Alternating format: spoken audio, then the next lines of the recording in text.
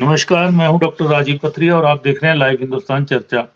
आज हम चर्चा करने जा रहे हैं कि पिछले कल दिल्ली के राष्ट्रीय मीडिया के लगभग हर जगह पे एक चर्चा रही, एक समाचार आते रहे कि भाजपा राज्यसभा के दिग्गज लीडरों को चुनाव लड़ाएगी और उनमें जेपी नड्डा जो कि भाजपा के राष्ट्रीय अध्यक्ष हैं, उनको भी चुनाव में उतारा जाएगा लोकसभा के चुनाव में। एक कयास है, एक चर्चा है, ये खबर है। हिमाचल प्रदेश से जेपी नड्डा नेता हैं, बड़े नेता हैं और इस समय सबसे बड़ी पार्टी का वो नेतृत्व कर रहे हैं। 90 के दशक से वो इलेक्टोरल राजनीति में आए, 93 में वो विधायक बने और उसके बाद फिर विधायक बने। एक बार वो चुनाव हार गए। दूसरी बार वो राज्यसभा में है, राज्यसभा में भी उनका अप्रैल में कार्यकाल समाप्त होने जा रहा है और मई में संभावित है कि लोकसभा चुनाव होने हैं।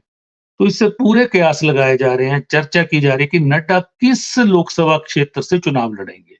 अगर ऐसी स्थिति आती है, पार्टी अगर ऐसा मन बना लिया है कल को, तो क्योंकि उनका जो पार्लियामेंट है वो हमीरपुर में आता है। हमीरपुर से वो पहले से ही प्रोफेसर प्रेम कुमार धूमल उसका नेतृत्व करते रहे हैं। फिर अनुराग ठाकुर लगातार चौथी बार वहाँ से लोकसभा सदस्य हैं। अब उनका 5वां चुनाव होगा, अनुराग सक्रिय हैं। वहीं पे चर्चा ये भी बीच-बीच में चलती है कि अनुराग ठाकुर कहीं धर्मशाला से ना उनको कांगड़ा, चंबा पार्लियामेंट से ना चुनाव लड़ाया जाए या चंडीगढ़ से ना चुनाव लड़ाया जा रहे। कहीं न कहीं इन चर्चाओं के पीछे कुछ सुगबुगाहट है। तो आज हम इसी विषय पे चर्चा करने जा रहे हैं। हमारे साथ चर्चा में भाग ले रहे हैं विक्रम डटवालिया जी हैं, हिमाचल प्रदेश के बहुत ही वरिष्ठ पत्रकार हैं, लगभग साढ़े 3 दशक से पत्रकारिता में वो सक्रिय हैं और हमीरपुर से ही ताल्लुक रखते हैं। और संजय शर्मा जी हैं, भाजपा के प्रदेश के वरिष्ठ प्रवक्ता हैं, वो हमारे साथ जुड़े हैं। राजीव किमटा जी कांग्रेस पार्टी के वरिष्ठ प्रवक्ता हैं, वो आज हमारे साथ जुड़े हैं। तो मैं थोड़ी-सी ये जो चर्चा कल परसों 2 दिन से चल रही है, मैं डटवालिया जी से जानना चाहूँगा कि ठीक है, भाजपा उस समय क्या करेगी उस दौर में, लेकिन एक चर्चा को तो छेड़ दिया गया है। इस चर्चा के मायने क्या हैं? इसके क्या राजनीतिक मत निकल सकता है कि किस तरह से, कौन-सी सीट से वो लड़ सकते हैं अगर लड़ना पड़ेगा उनको? अनुराग कहाँ जा सकते हैं? जी, डटवालिया जी। पहले तो नमस्कार सभी को। वैसे तो सर संभावनाओं का पिछले 6-7 महीनों से चर्चा रह रही है। अनुराग को लेकर पहले भी मीडिया में कुछ चीजें ऐसी आई थी। अब कहां से आ रही हैं, कैसे आ रही हैं? अब जो नई चर्चाएं हुई हैं नड्डा साहब को लेके और इनके अदला बदली को लेके, तो वो एक चीज ऐसी है कि संभावनाएं तो राजनीति में रहती हैं, इसमें कोई दो राय नहीं है। और भाजपा की राजनीति तो ऐसी हो गई है जिसमें तमाम तरह की संभावनाएं को आप विराम नहीं दे सकते। जी। चाहे पिछले चुनावों का देख लीजिए, अब का देख लीजिए, 3 राज्यों के चुनावों का देख लीजिए, उसके बाद की स्थिति देख लीजिए। तो कहीं न कहीं मुझे लगता है कि जो ये संभावनाएं कहीं-कहीं निकल रही हैं, अब इन दोनों नेता जो हैं वो बहुत बड़े नेता हैं, राष्ट्रीय स्तर के नेता हैं और 2 टर्म का जो नड्डा साहब का जो कार्यकाल रहा है राज्यसभा का, उनको भी अपने आप को अब क्योंकि नए सिरे से स्थापित करना है और स्थापित अगर राज्यसभा नहीं जाते हैं तो लोकसभा में तो उन्हें जाना है, तो कहां से जाएंगे? ये संभावनाएं तो भाजपा के अंदर भी इनकी चर्चा हो रही है, लेकिन अनुराग ठाकुर को कैसे दरकिनार करेंगे वो इंपॉर्टेंट चीज है। जी। लेकिन एक बड़ा वोट बैंक जो है एक धूमल परिवार का है उस जगह पे। हालाँकि अभी डटवालिया जी विधानसभा चुनावों में हमीरपुर और अपना ऊना में 2 जिले ऐसे रहे हैं जहाँ से बहुत बड़ा झटका लगा है भाजपा को। 10 में से 8 सीटें कांग्रेस के पास हैं वहाँ की। और देखो सर, एक पे इंडिपेंडेंट है। सिर्फ 1 सीट, एक विधायक है पूरे 10 हलकों में सिर्फ इनके पास। नहीं, 17 विधानसभा क्षेत्र हैं। 17 में जो भाजपा का कचुम्बर निकला है पिछले विधानसभा चुनावों में, वो मतलब भाजपा के लिए भी बहुत बड़ी मुसीबत का मतलब मुसीबत दिखता है वो। और उसकी भरपाई कहां से हो रही है, कैसे होगी, अभी कुछ क्लैरिटी नहीं है। बिलासपुर में 3 सीटें भाजपा ने जीती हैं, लेकिन बहुत नैरो मार्जिन से जीती थी। हमीरपुर में जहां पर भाजपा का बिल्कुल दबदबा रहा करता था, वहां पर एक भी सीट नहीं आई है। और आप ऊना ले लीजिए, ऊना में सती साहब जीते हैं, बाकी कोई नहीं जीता। आप उधर चले जाइए, देहरा सब डिवीजन में चले जाइए तो विक्रम जीते हैं और होशियार सिंह इंडिपेंडेंट जीत गए। तो मतलब अच्छा, इसके अलावा धर्मपुर विधानसभा क्षेत्र है, वहां भी भाजपा को हार का सामना करना पड़ा। तो कहीं ना कहीं इस पूरे के पूरे लोकसभा क्षेत्र में एक चीज तो बड़ी क्लियर है कि उसको रिवाइव कैसे किया जाए विधानसभा क्षेत्रों को, वहां की राजनीति को, वो सबसे बड़ा अहम सवाल है। जी, इसमें ज़ाहिर है कि अगर ऐसी स्थिति है तो अनुराग ठाकुर के लिए ठीक है कि वो अगर कांगड़ा चंबा जाते हैं, एक नया क्षेत्र होगा। वैसे भी उनका धर्मशाला में जो उन्होंने स्टेडियम बनाया है, क्रिकेट के लिए जो किया है, धर्मशाला के उत्थान के लिए जो काम किया है, अभी भी वो दौरे पे आते हैं, एयरपोर्ट पे उतरते हैं और सारा कांगड़ा इकट्ठा हो जाता है। अभी भी उनकी सक्रियता रहती है, वहीं पे नेशनल प्रोग्रामों में भी वो जा रहे हैं, लगातार धर्मशाला कांगड़ा में। तो मुझे लगता है कहीं न कहीं वो भी चाहते होंगे कि जहाँ इतनी बुरी हालत जब मेरे पार्लियामेंट की हो चुकी है, तो मैं कहीं नए से भी लड़ लूँ। अगर नड्डा जी आना चाह रहे हैं तो कोई ऐतराज़ ना हो। जी। देखो सर, हमीरपुर पार्लियामेंट में प्रेम कुमार धूमल साहब का जो एक आधार रहा है, वो उनके जैसा नेता, मास लीडर भाजपा के अंदर अभी भी नहीं है। मतलब हिमाचल की अगर कांग्रेस और भाजपा की राजनीति में अगर दो चीजें देखी जाएं, तो एक थे कांग्रेस में राजा वीरभद्र सिंह, और वो अब नहीं है। अब धूमल साहब हैं, धूमल साहब भी मास लीडर हैं, और उनका जो इस पूरे पार्लियामेंट में प्रभाव रहा है, उसका फायदा तो अनुराग ठाकुर को मिलता ही रहा है। वो कोई पहली बार नहीं मिला, दूसरी बार नहीं मिला, वो कंटिन्यू मिला है। तो अब एक चीज बिल्कुल तय है कि नड्डा साहब को भी लोकसभा चुनाव अगर लड़ना ही है, जो चर्चा हो रही है, तो ये चीज तो देखनी भाजपा को है कि दोनों नेताओं को कहां से कैसे एडजस्ट किया जाए। एक चंडीगढ़ से अनुराग ठाकुर के चुनाव लड़ने की बड़ी चर्चा रहती है, चंडीगढ़ के अंदर भी रहती है जब हम वहाँ के मित्रों से बातचीत करते हैं, क्योंकि वहाँ पे अब किरण खेर जी को लगभग शायद किसी बीमारी से भी ग्रस्त हैं वो, और इस चुनाव में शायद पार्टी उनको ना उतारे और खुद भी नहीं उतरनेगी। तो एक अनुराग जी का नाम आता है कि क्योंकि अनुराग एक बड़ा चेहरा है, नेशनल लेवल का चेहरा है, उनको पार्टी चाहती है कि हम चंडीगढ़ से भी लड़ाएँ तो वो जीत सकते हैं, कहीं न कहीं उन पे दाँव खेला जा सकता है। तो क्या सर उस संभावना की स्थिति भी है? जी। आप सर एक चीज तो मान के चलिए, वो नेशनल लेवल के लीडर हैं, उनको भाजपा कहीं भी रखेगी, जिस जगह भी रखेगी, वो अपना प्रभाव दिखाएंगे, ये बात तो मानने वाली है। नड्डा साहब को भी वही स्थिति है कि नड्डा साहब जब राष्ट्रीय नेतृत्व के साथ चल रहे हैं, तो उनको भी कहीं ना कहीं उनको लोकसभा में लेके आना है। अब राज्यसभा में कब तक चलाएंगे, या जो भी उन्होंने विराम दिया है कि 2 साल के बाद वाले जो हैं, दो टर्म वाले जो हैं, उनको राज्यसभा नहीं भेजेंगे। तो नेचुरली है कि उनको अप्रैल के अगले चुनावों में कहीं ना कहीं से तो जिताना पड़ेगा। तो वो इशू एक्चुअली बेसिकली क्या है, वो भाजपा की राष्ट्रीय नेतृत्व की सोच है। अनुराग ठाकुर को निश्चित रूप से भाजपा के अंदर मतलब किसी भी तरीके से अलग नहीं किया जा सकता, उनको नीचे नहीं किया जा सकता। उनको कहीं ना कहीं से अगर हमीरपुर से नहीं लड़ाना है तो दूसरी जगह से लड़ाएं, लेकिन वो लड़के वो जीत सकते हैं, वो कहीं से भी जीत जाएं। जी, उनकी क्षमता है। वैसे भी नड्डा साहब को जो सितंबर माह में पिछले 2022 में जो एक्सटेंशन दी गई है, वो सिर्फ लोकसभा चुनावों तक है।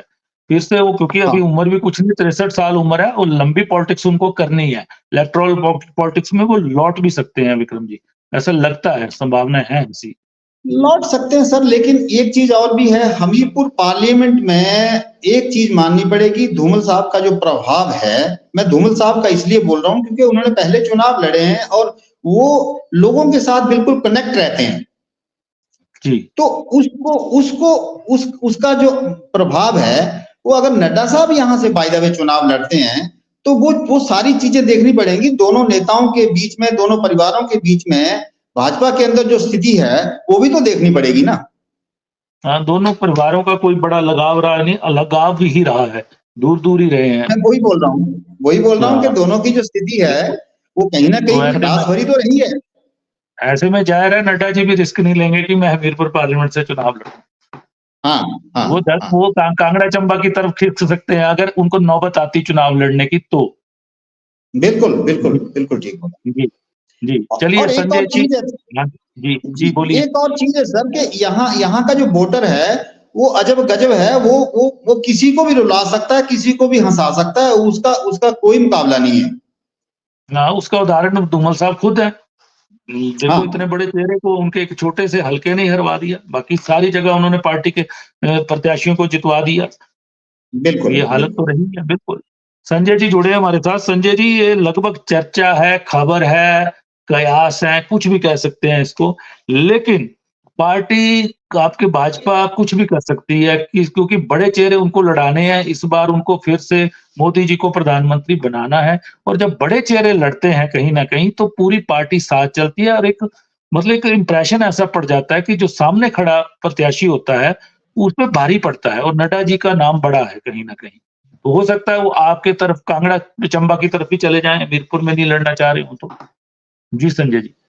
जिस चर्चा के ऊपर आज हम बैठे हैं, मुझे लगता है कि ये मीडिया स्पेकुलेशंस हैं, क्योंकि भारतीय जनता पार्टी की राजनीति जो है वो एक बंद कमरे से चलती है और कुछ जो भारतीय जनता पार्टी का पार्लियामेंट्री बोर्ड है वो बैठ करके ये निर्णय लेता है और क्या निर्णय लेना है ये किसी को भी जो है वो जब तक वो बैठक जो है वो शुरू नहीं हो जाती और उसके बाद वो समाप्त नहीं हो जाती तब तक किसी को पता नहीं होता है।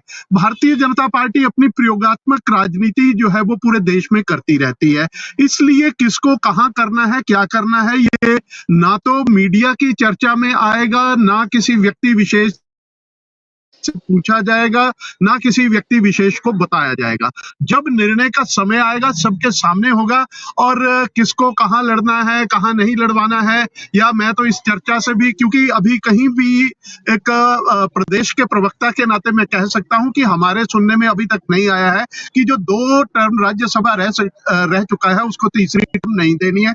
कहीं ये नीतिगत फैसला जो है वो पार्टी का अभी तक ना सुनने में हमें आया है, ना ही मुझे लगता है कि आपको आया होगा। ये सिर्फ दिल्ली में बैठे मीडिया स्पेकुलेशंस है और मीडिया ने अपने आकलन, अपने अनुमान के अनुसार जो है वो एक समाचार दिया है और उस समाचार के ऊपर जो है ठीक है कि एक राजनीतिक जागरूक होने के नाते जो है वो हम चर्चा के ऊपर बैठे हैं और अगर ऐसी स्थितियां बनती हैं तो भारतीय जनता पार्टी, हर कौन कहां से लड़ेगा, भारतीय जनता पार्टी के कार्यकर्ता, भारतीय जनता पार्टी का बूथ स्तर से लेकर के ऊपर तक सब कार्यकर्ता मशीनरी, क्योंकि भारतीय जनता पार्टी 24/7 जो है चुनावी मोड में रहती है।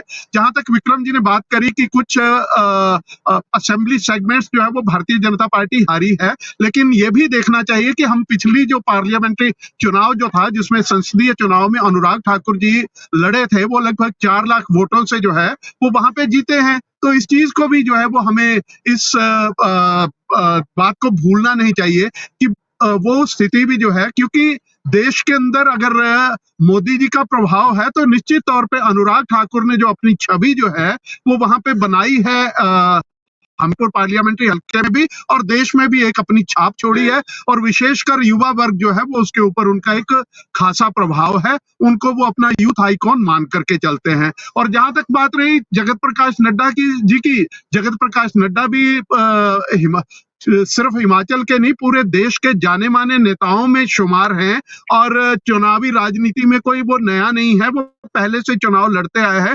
1993 में जब देश के अंदर और हिमाचल प्रदेश के अंदर विशेषकर जो है वो सिर्फ 7 या 8 सीटें हम जीत करके आए थे, उसमें भी वो पहला चुनाव लड़े थे और बिलासपुर से वो जीत करके आए थे। तो इसलिए कोई ऐसे किसी के आधार को कम करके या किसी को हल्के में लेकर के भारतीय जनता पार्टी या भारतीय जनता पार्टी के कार्यकर्ता चलते हैं। तो भारतीय जनता पार्टी जो भी स्थिति जो है, हालांकि मैं ये कह रहा हूं कि ये सारे अनुमान और आकलन मीडिया की अपनी स्पेकुलेशन के आधार पे हैं और हम चर्चा में बैठे हैं, लेकिन इसमें क्या सच्चाई है क्या नहीं है इसके ऊपर मैं किसी भी तरह का जो है वो आधिकारिक तौर पे ये मेरा बयान नहीं होगा, लेकिन एक चर्चा के अंदर पार्टी के प्रवक्ता के नाते मेरा ये है कि ये सिर्फ मीडिया के अपने अनुमान है और उन अनुमानों के ऊपर चर्चा है। लेकिन अगर वो चर्चा अगर कहीं सार्थक होकर के भी निकलती है या उसमें कोई सच्चाई आती है तब भी भारतीय जनता पार्टी पूरी तरह से जो है वो तैयार है।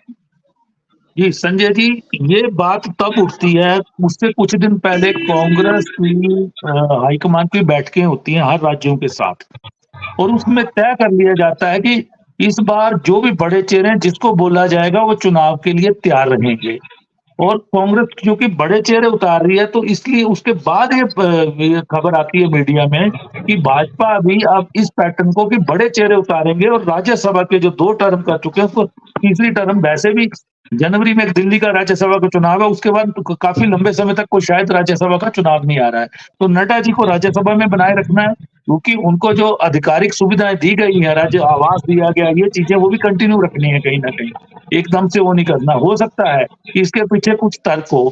वहीं पे कांग्रेस पार्टी मुख्यमंत्री हमीरपुर से हैं, उप मुख्यमंत्री ऊना से हैं, और दोनों जिलों में बीजेपी की जो हालत हुई है विधानसभा चुनाव में, वो किसी से छिपी नहीं है। दूसरी बात ये कि बिलासपुर में 4 में से 3 सीटें जीती, लेकिन 2 सीटें किस मार्जिन से जीती हैं और इलेक्शन पिटीशन बनी हुई है, ये आप भी जानते हैं, ठीक है। एक ही सीट आप तो कह सकते हैं कि बहुमत से जीती गई है, वहां भी कोई बड़ी अच्छी स्थिति है नहीं है। डेरा में इंडिपेंडेंट विधायक है, ठीक है, एक विधायक आपका विक्रम ठाकुर है, ठीक है, और एक विधायक आपके सतपाल सत्ती हैं पूरे पार्लियामेंट में, ठीक है, और 3 वो हैं, 5 विधायक हैं, 12 विधायक आपके बाहर हैं। तो इसलिए कहीं न कहीं हो सकता है कि बड़ा चेहरा, क्योंकि अनुराग ठाकुर भी बड़ा चेहरा है और जेपी नड्डा भी बड़ा चेहरा है, दोनों में से कोई एक ही साल लड़ेगा ही लड़ेगा इस पे। कहीं न कहीं कोई चर्चाओं के पीछे कुछ न कुछ चीज़ है, हकीकत है कुछ। नहीं, जी देखिए संजीव। आधार कुछ भी बनाया जा सकता है पथरिया जी, लेकिन सच्चाई यह है कि भारतीय जनता पार्टी, क्योंकि भारतीय जनता पार्टी का जो संगठन है बूथ स्तर से लेकर के ऊपर तक वो पूरी तरह से मजबूत है। और हम केवल जो है जिस तरह से कि कांग्रेस कोई बड़ा चेहरा लाएगी या बड़े चेहरे, भारतीय जनता पार्टी का संगठन मजबूत है। जिस भी कार्यकर्ता के ऊपर हाथ रख दिया जाता है वो चुनाव लड़ता है। इसलिए यहाँ पे चेहरे नहीं तलाशे जाते कि कौन सा बड़ा है कौन सा छोटा है। आप बड़ा चेहरे का अनुमान वहीं से लगा सकते हैं कि वीरभद्र सिंह प्रदेश के मुख्यमंत्री थे, अपनी धर्मपत्नी पार्टी का एक साधारण कार्यकर्ता जिसने कभी बूथ स्तर का चुनाव जो है वो पंचायत स्तर का भी नहीं लड़ा था, उन्होंने उनको जो है वो हरा करके जो है वो पार्लियामेंट के उस चुनाव में रख दिया था। तो इसलिए ये चेहरों के ऊपर चलने वाली पार्टी नहीं है। ठीक है कि जो व्यवस्था बनती है उसको वही कार्यकर्ता, अगर किसी बड़े चेहरे कह दिया जाता है कि आप चुनाव नहीं लड़ोगे तो वो नहीं लड़ता है। इसमें यहाँ पे कोई बहुत बड़ी बात नहीं आती। दूसरी चीज, आप असेंबली चुनाव की जो चर्चा आप चला रहे हैं, आप ये भी मान करके चलिए कि पूरे प्रदेश के अंदर 0.90 से जो है 1% भी पूरा नहीं बनता है, 0.90 से जो है वो कांग्रेस पार्टी जीती है, और कुछ सीटें जो है वो कितने मार्जिन से जो है वो जीती हैं ये भी आप मान सकते हैं। और दूसरी चीज यह है कि असेंबली चुनाव के ऊपर निश्चित तौर पे हमने अगर चाहते तो हम भी उस चुनाव को बहुत आसानी से और मजबूती से जीत सकते थे, लेकिन हमने जनता की भावनाओं के साथ जो है वो खिलवाड़ नहीं किया, और हमने कोई भी झूठे वायदे जो है वो चाहे ओपीएस से लेकर के या 1500 रुपया देने तक का कोई भी वायदा जो है जिसको हम धरातल पे पूरा नहीं कर सकते थे वो हमने नहीं किया। हालांकि हम चाहते तो वो हम कर सकते थे, लेकिन हमें प्रदेश की वित्तीय स्थिति की जो है वो जानकारी थी, इसलिए वो नहीं किया। और उन चीजों का, उन चुनाव के परिणाम के बाद आज स्थिति क्या निकली है कि आज प्रदेश जो है वो आर्थिक आपातकाल के ऊपर, इकोनॉमिक इमरजेंसी के ऊपर जो है वो प्रदेश पहुंच गया है। प्रदेश के अंदर जो है वो सबसे बड़ा कमाऊ पूत किसी भी कहे जाने वाला जो बोर्ड था, वो इलेक्ट्रिसिटी बोर्ड जो है, उसके कर्मचारी आज सड़कों पे उतर आए हैं। तो वो आप देख सकते हैं कि वो झूठे वायदों से जो है वो जो सरकार का गठन किया था, आज उस सरकार की हालत क्या है। अगले महीने आज एक विभाग है, कल आने वाले समय के अंदर दूसरे विभागों के कर्मचारी भी सड़कों के ऊपर होंगे, क्योंकि प्रदेश की सरकार का खजाना खाली है। ये अपने गारंटियों के बोझ के नीचे है वो दबे हुए हैं। इसलिए ये सारी बातें जो है, आप जब चुनाव की चर्चा आएगी और जब संसदीय चुनाव आएंगे, उन चुनावों के अंदर ये चर्चाएं जो है वो सबसे बड़ा काम करेंगी। और भारतीय जनता पार्टी से अधिक जो है वो काम करने वाले प्रदेश का मतदाता होगा, क्योंकि वो आज ठगा हुआ अपने को महसूस कर रहा है। तो इन बातों को भी जब हम चर्चा करें तो इन बातों को भी हम बीच में रख के जो है वो चर्चा आगे बढ़ाएं। ये किमटा जी जुड़े हैं। मैं किमटा जी आपसे जानना चाहूंगा कि एक मतलब चर्चा चल पड़ी है कि बड़े चेहरे भाजपा के भी चुनाव में उतरेंगे और जेपी नड्डा जी का नाम आ गया है कहीं ना कहीं। आपकी पार्टी ने भी तय किया है कि बड़े चेहरे उतारेंगे और जिसको कहा जाएगा वो मना नहीं करेगा इस बार चुनाव लड़ने से। और सीधा सीधा इशारा है कि 2-3 जो बड़े नाम है, और विक्रमादित्य सिंह ने कल भी मीडिया को कहा है, उनसे जब पूछा गया कि मंडी पार्लियामेंट से आपको अगर लड़ाया जाएगा तो उसने कहा मैं बिल्कुल तैयार रहूंगा चुनाव लड़ने से, मैं पीछे नहीं हटूंगा और मैं शिद्दत के साथ और जोरदार तरीके से चुनाव लड़ूंगा और जीतूंगा। वो भी कहा गया है। तो नड्डा जी भी आ सकते हैं इस बार। जब नड्डा जी आएंगे, जाहिर है कि चारों लोकसभा पे एक अलग इम्पैक्ट पड़ेगा कहीं ना कहीं। उससे आपकी पार्टी को भी परेशानी होने वाली है, क्योंकि बहुत बड़ा चेहरा किसी पार्टी का राष्ट्रीय अध्यक्ष अगर चुनाव में उतरेगा तो उसके वर्करों में जोश बहुत ज्यादा होगा, और वो चारों पार्लियामेंट में होगा, पूरे प्रदेश में होगा। जी किमटर। बिल्कुल बिल्कुल डॉक्टर साहब, देखिए भाजपा किसको उतारती है किसको नहीं उतारती, ये तो भाजपा का इनका इंटरनल मैटर है कि बड़ा चेहरा है छोटा चेहरा है। लेकिन अगर हम बात नड्डा जी की करें, अनुराग जी की करें, तो अभी हाल ही में ही जब हिमाचल प्रदेश में विधानसभा चुनाव है तो दोनों नेता भी यहाँ पे हिमाचल प्रदेश आए थे, और नड्डा जी बिलासपुर से बिलोंग करते हैं और वो उधर से करते हैं, तो समझ सकते हैं कि सरकार कांग्रेस की आई है। तो कांग्रेस के लिए तो अल्टीमेटली जो लड़ाई है वो भाजपा से है, भाजपा के फूल चुनाव निशान के साथ है। कि चेहरा कौन होता है कैसा होता है वो अलग बात है। रही बात हमारी, बाकी अल्टीमेटली जो हमारे जो लोग है वो सीडब्ल्यूसी तय करता है कि किसको चुनाव लड़ना किसको नहीं लड़ना। लेकिन इतना जरूर है कि आने वाले समय में अगर इस तरह के जो चेहरे जो हम चर्चा कर रहे हैं प्रदेश के अंदर आते हैं, तो एक बहुत ही इसको तो रोमांचक जो इसको बोलते हैं मुकाबला होने वाला है कि देश का अध्यक्ष आप हिमाचल प्रदेश की कॉन्स्टिट्यूंसी से लड़ रहे हैं, और इतने टाइम जो काफी लंबे समय तक अध्यक्ष रहे हैं भाजपा के, और वो वापस अपने गृह उसमें आते हैं, क्षेत्र में आते हैं लड़ने के लिए, और अनुराग जी को कहाँ एडजस्ट करते हैं, वो भी बहुत मतलब ये सारी जो चीजें हैं वो देखने वाला लायक है। और बहुत ही इस तरह की जो चर्चाएं हैं कि इसको कितना अमली जामा जो भाजपा बनाती है वो देखने वाली बात है। और दूसरी बात रही, इन्होंने कहा कि जो झूठे वादे करके जो कांग्रेस सरकार में आई वगैरह में आई, तो अल्टीमेटली आपकी सरकार थी 5 साल, आपकी सरकार ने क्या किया जनता सब जानती है। अगर जनता ना जानती होती तो मेरे ख्याल से हमीरपुर इलाके में आपकी 17 में से 12 सीटें कांग्रेस ने जीती है। ठीक है, इसी तरह से अब आंकड़ों के खेल में बात करें, देखिए 0.9, अगर हम बात करें भी पिछले 4 राज्यों में जो चुनाव हुए तो उसमें तो कांग्रेस को ज्यादा वोट मिले। तो ये बात नहीं है कि वोट बैंक किसको कितना मिला है, वोट से कितना मिला। अल्टीमेटली जीत तो आपके वोट से होती है कि कौन आदमी कितने वोटों से जीतता है। रही बात हिमाचल प्रदेश में, तो हिमाचल प्रदेश की परिस्थिति जो पूरे प्रदेश में भिन्न होती है। लोग यहाँ समझदार है, समझते हैं कि क्या चीज कैसी है। और पिछले कुछ सालों में जिस तरह से मुझे लगता है नड्डा जी राष्ट्रीय अध्यक्ष रहे हैं इनके, लेकिन जो मेरा पर्सनल चीज है वो हिमाचल प्रदेश के लोगों से जमीनी स्तर पे नहीं जुड़े रहे। इतने 2 टर्म रहे, वो आना जाना रहा, कुल्लू आते हैं जाते हैं, लेकिन अल्टीमेटली जो एक जमीनी स्तर में जो लोग होते हैं, जमीनी स्तर पे जो आप हिमाचल प्रदेश के लोगों की एक आशा होती है कि देश में उनकी सरकार है, और इतना ही नहीं साथ में वो राष्ट्रीय अध्यक्ष भी है, चुनिंदा पार्टी के लोगों से मिलते हैं, वो अलग बात है। लेकिन एक जो बोलते हैं ना जमीनी स्तर पे ग्राउंड रियलिटी पे, मुझे लगता है नड्डा जी अभी उस ग्राउंड रियलिटी पे, हाँ चुनाव जरूर लड़े हैं वो, जब आज से पहले वो वन मंत्री भी रहे हैं, विधायक भी रहे हैं, लेकिन उसके बाद उन्होंने चार चुनाव लड़े हैं, एक चुनाव हारा है, और वो भी तिलकराज शर्मा, आपने बहुत कॉमन मैन को खड़ा किया था और वो चुनाव हार गए। बहुत बड़ा नेता थे जेपी नड्डा जी, और 2007 के बाद तो उन्होंने कोई चुनाव भी नहीं लड़ा है, लंबा समय हो गया। और एक जो लोगों के बीच में आप जब आप एक चुनाव लड़ते हैं और एक आप नॉमिनेटेड होते हैं तो बहुत फर्क होता है, क्योंकि जब चुनाव लड़ते हैं तो आप आम कार्यकर्ता से, आम लोगों से जुड़ते हैं। लेकिन पिछले कई सालों से आप पार्टी के कार्यक्रम तो करते रहे, लेकिन एक आम जो आपकी एक लोगों, जमीनी स्तर के लोगों से, उससे चाहे वो किसी भी पार्टी के लोग हो या आम लोग हो, उससे आपका कहीं ना कहीं आपका बहुत लंबा गैप बना हुआ है। और बहुत बड़ा गैप करना मतलब, और आज की डेट में आप बड़ा चेहरा है तो जोश आ जाता है। जब पार्टी का इतना बड़ा चेहरा उतरेगा तो एक जोश तो आएगा, वर्कर में जोश आता है कि हमारा राष्ट्रीय अध्यक्ष लड़ने जा रहा है। बोला कि अगर इस तरह की जो चर्चा है उससे बिल्कुल फर्क पड़ता है। और इस तरह की जो आप चर्चा कर रहे हैं, तो मैं तभी कह रहा हूँ कि एक बहुत रोमांचक जो मुकाबला होने वाला, अगर इस तरह की जो चर्चा है, और कि भी आप जो यहाँ पर चुनाव लड़ने जा रहे हैं, मुझे लगता है कि आज अगर मान लो अगर हम इन केस अगर बीजेपी कहीं अनुराग जी को चंडीगढ़ भी शिफ्ट करती है, तो आज चंडीगढ़ में भी काफी सारे हिमाचली जो है चंडीगढ़ में बसे हुए हैं, और मुझे लगता है कि अच्छी बात, बहुत ज्यादा लोग हैं, तो एक अच्छी मुकाबला। बाकी भाजपा का मैं भी मानता हूं कि हम नहीं कह सकते कि ये कुछ भी कर सकते हैं, जब तक इनके उसमें माननीय प्रधानमंत्री जी और गृह मंत्री जी है तो किसी को भी उतार सकते हैं। क्योंकि अभी हाल ही में अगर आप मध्य प्रदेश की बात करें तो इनके जितने भी एमपीज थे उनको सबको कहा दिया कि आप जाके विधानसभा के चुनाव लड़े, तो उसमें इन्होंने वो चुनाव लड़े।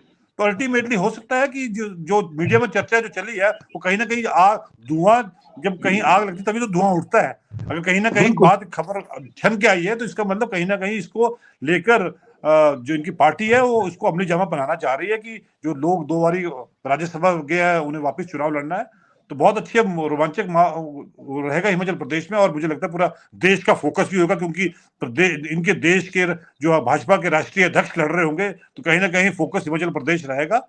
और हम उम्मीद करते हैं कि इसी तरह का मुकाबला और अच्छे जो आगे परिणाम भी होए और हिमाचल प्रदेश के लिए भी एक अच्छा हो।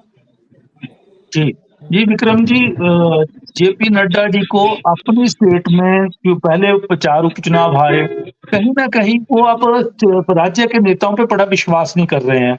मैं देख रहा हूँ कि लोकसभा चुनावों में उन्होंने अपनी स्टेट खोई, पहले लोकसभा की बाई इलेक्शन की सीट खोई, 3 उपचुनाव विधानसभा के खोए, लगातार हारे हैं।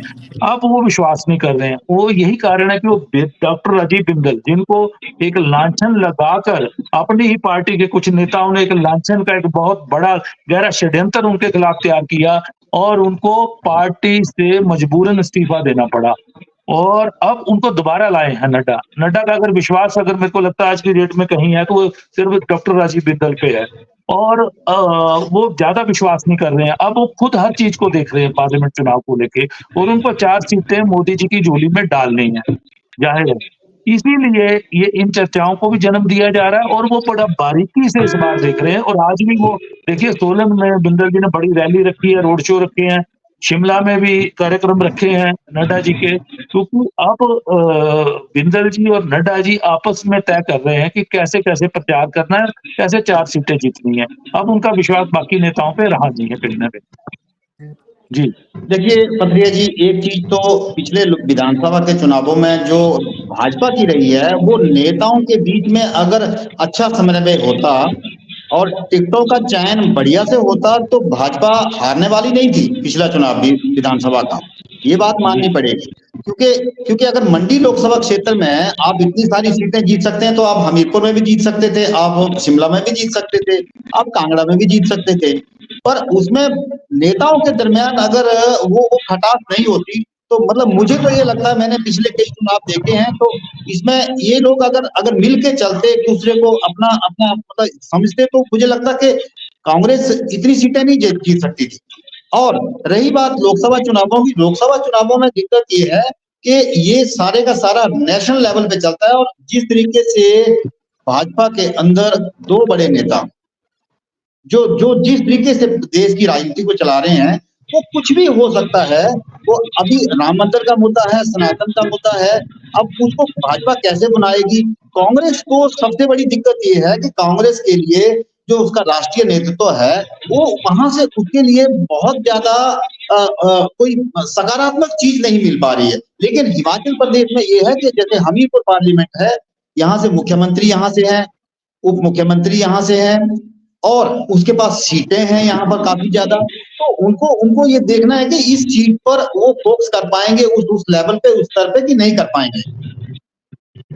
जी, लेकिन विक्रम जी, अगर जयराम ठाकुर धूमल साहब से संबंध ठीक रखते, मुझे लगता है हमीरपुर पार्लियामेंट को इग्नोर बहुत बुरी तरीके से किया गया है कहीं ना कहीं, तभी तो ये परिणाम ऐसे आए विधानसभा चुनाव में।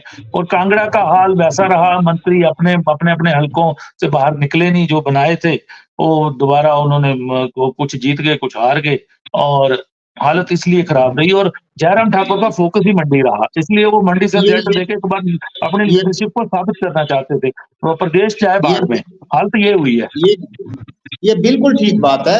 हमीरपुर पार्लियामेंट पे उन्होंने फोकस नहीं किया उस लेवल पे जिस लेवल पे होना चाहिए था, कोई बड़ी योजना नहीं दी, और उस लेवल पे कार्यकर्ताओं की नाराजगी बहुत बार सुनी गई। कार्यकर्ता जो थे, जब बैठकें होती थी वहां पर सरेआम बोलते थे, बिल्कुल ओपन बोलते थे कि भाई हमारा कसूर क्या है। तो वो चीजें भी तो भाजपा के लिए नुकसानदेह रही है ना जी। और अभी घुमारवीं में कार्यक्रम हुआ है, जहां पर पूर्व मुख्यमंत्री और अनुराग ठाकुर जी दोनों वहां रहे हैं उस कार्यक्रम में, 3-4 दिन पहले हुआ है वो। तो मतलब अब जब आप इकट्ठे होकर चलने की बात कर रहे हैं, तो पहले भी ये चीजें हो सकती थी। हमीरपुर आया करते थे, तो हमीरपुर में सब लोग मिलजुल के काम कर सकते थे, तो मतलब वो चीजें रही हैं, वो खामी रही है बीजेपी के अंदर। पर ये लोकसभा का चुनाव होना है, इसमें विधानसभा वाली स्थिति मुझे नहीं लगता कि रहेगी। इसमें नेता अगर इकट्ठे होंगे तो निश्चित रूप से यहाँ पर मतलब जो भाजपा के नेता हैं वो कुछ भी कर सकते हैं। जी संजय जी, वही सवाल है कि अगर मिलजुल कर उस समय भी चले होते तो ये हाल नहीं होता। और इसीलिए शायद बड़े चेहरे को उतारना पड़ रहा है कि कहीं लोकसभा में भी कोई ऊंच नीच ना हो जाए। ये गलत है कि भारतीय जनता पार्टी में कोई मतभेद थे या किसी तरह का कोई आपसी समन्वय नहीं था। भारतीय जनता पार्टी ने इकट्ठे होकर के सबने चुनाव लड़ा। लेकिन आपने जो बात मैं पहले कह चुका हूं कि कांग्रेस ने कुछ ऐसी गारंटियां 32 पॉइंट लेकर के आए थे और उनमें से 10 जो है वो महत्वपूर्ण गारंटियां जो थी उनके ऊपर लोगों को बरगलाया गया। और ओपीएस का मुद्दा था और महिलाओं वाला जो 1500 वाला मुद्दा था, ये इतना काम कर गया कांग्रेस के लिए कि भारतीय जनता पार्टी जो है वो कुछ सीटें हार करके जो है वो सरकार से बाहर होगी। लेकिन बात वही है कि समन्वय हमारा पूरा था, लेकिन कुछ जो है हमने झूठे वायदों से या जिन वायदों को हम प्रदेश की आर्थिक स्थिति के आधार पे पूरा नहीं कर सकते थे वो हमने नहीं किया बोला। इसीलिए जो है वो हम चुनाव में कहीं ना कहीं हमें हार का मुंह देखना पड़ा है। लेकिन उन चीजों का वही बात कि अब पार्लियामेंट्री चुनाव के अंदर जो है वो उन चीजों को प्रदेश की जनता उस कसर को पूरा करेगी और भारतीय जनता पार्टी के कार्यकर्ता भी पहले से अधिक जोश के साथ जो है वो काम करेंगे और 4 के 4 लोकसभा सीटें जो है वो भारतीय जनता पार्टी जीत करके अपने चारों सांसद देश में सरकार बनाने के लिए मोदी सरकार एक बार तीसरी बार देश में बनेगी, उसके लिए अपना महत्वपूर्ण योगदान जो है वो अदा करेंगे। संजय जी, चर्चा ये चल रही है कि आपके कांगड़ा चंबा के जो सांसद हैं बिल्कुल सक्रिय नहीं रहे अपने टेन्योर में, किशन कपूर जी, वहां पे कैंडिडेट बदला जाएगा ये तय है, हाईकमान में भी तय है, ये चर्चाओं में भी तय है। वहीं पे मंडी में पार्लियामेंट इस बार बदला जाएगा, मंडी का भी, वहां पे जयराम ठाकुर जी के नाम की चर्चा चल रही है क्योंकि इस बार आपकी पार्टी बड़े चेहरे इसलिए देना चाहती है कि वो 4 के 4 इंश्योर करना चाहती है सीटें, एक भी सीट वो कांग्रेस के लिए नहीं छोड़ना चाहती है। हालात ये है, 2 जगह पे आपके कैंडिडेट 100% बदलने वाले, ये तय है। और उनमें हो सकता है कि नड्डा जी कांगड़ा का भी रुख कर सकते हैं आप, अगर उनको चुनाव लड़ना पड़ता है तो। चलिए देखिए जो पार्टी का आधिकारिक मत क्या होगा उसके लिए मैं अधिकृत नहीं हूं कि मैं उसके ऊपर कोई चर्चा आगे बढ़ा सकूं। उसके लिए जो है वो भारतीय जनता पार्टी का पार्लियामेंट्री बोर्ड जो है वही निर्णय लेता है। लेकिन ठीक है, जो पार्टी के निर्णय होंगे, मैं हालांकि ये सारी जो है ये हमारी या मीडिया की कल्पना या स्पेकुलेशंस हमारी हैं, लेकिन जो भी अगर वस्तु स्थिति भी ऐसी बनती है तो भारतीय जनता पार्टी हर स्थिति के लिए जो है वो तैयार है। जहां तक आपने कांगड़ा चंबा पार्लियामेंट्री उससे बात करी सांसद की कि वो नहीं परफॉर्म कर पाए, निश्चित तौर पे 2 वर्ष जो है वो कोविड के बीच में निकला है और दूसरी बात उनका स्वयं का स्वास्थ्य जो है वो काफी समय से ठीक नहीं, लगभग पिछले 1-1.5 साल से उनका स्वास्थ्य ठीक नहीं चला। इस वजह से जो है वो निश्चित तौर पे कुछ ना कुछ दिक्कतें जो है वो आई होंगी। तो उन चीजों को अब आगे आने वाले समय में जो है वो पार्टी के कार्यकर्ता स्वयं जो है वो सांसद बन करके जो है वो हर क्षेत्र के अंदर घूमेंगे भारतीय जनता पार्टी के कार्यकर्ता और जो भी उम्मीदवार जो है वो पार्टी देगी उसको जिताने में अपना महत्वपूर्ण भूमिका निभाएंगे। जी, चलिए चर्चा को विराम देते हैं। आज हम चर्चा कर रहे थे कि जेपी नड्डा जी जो राष्ट्रीय अध्यक्ष हैं, कहीं ना कहीं से दिल्ली से खबर चली है कि वो भी चुनाव में, लोकसभा चुनाव में उतर सकते हैं। 2007 के बाद उन्होंने कोई चुनाव नहीं लड़ा है, पहले विधानसभा का चुनाव लड़ते आ रहे हैं, 2 टेन्योर से राज्यसभा के सदस्य हैं और अप्रैल में उनका कार्यकाल खत्म हो रहा है। जाहिर है कि पार्टी इस बार बड़े चेहरों को बीजेपी भी लड़ाना चाह रही है। अगर वो लड़ते हैं कि चारों सीटों पे हिमाचल प्रदेश की एक प्रभाव तो पड़ेगा ही पड़ेगा कहीं ना कहीं, और कांग्रेस के लिए एक बड़ी चुनौती हो जाएगी।